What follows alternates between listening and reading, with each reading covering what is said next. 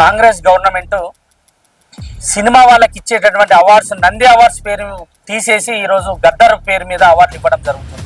కొంతమంది విమర్శిస్తున్నారు సినిమాకు గద్దర్కు సంబంధం లేదని. మరి దీన్ని ఏ విధంగా తీసుకోవచ్చు?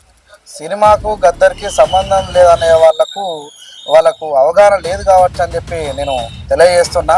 ఎందుకంటే విప్లవాల స్ఫూర్తితో గద్దర్ అన్న మా భూమి ఏదైతే వెనక బండి కట్టి 16 బండ్లు కట్టి ఏ బండ్లే పోతావు కొడుకో మతోన్మాద సర్కారోడా అని చెప్పి ఆయన పాట పాడినాడు.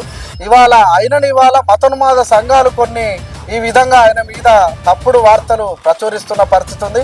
వాళ్ళ మీద చర్యలు తీసుకోవాలని చెప్పి, ఎందుకంటే గద్దర్ అన్న ఈ రాష్ట్రంలో అనేక పోరాటాలు చేసిండు. లాఠీలకు తూటాలకు ఆయన భయపడకుండా ఒక తెలుగు సింగంగా ఆయన చేసిన పోరాటాన్ని అందరూ ఆదర్శంగా తీసుకోవాలి.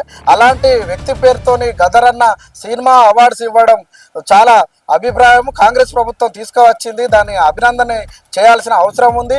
కొన్ని మతోన్మాద సంఘాలు ఆయన విప్లవంలో పోరాటాలు చేసిండని చెప్పి ఆయన పేరు పెట్టద్దని చెప్పి మాట్లాడుతున్నారు. వాళ్ళకు అవగాహన లేని పరిస్థితి ఉంది.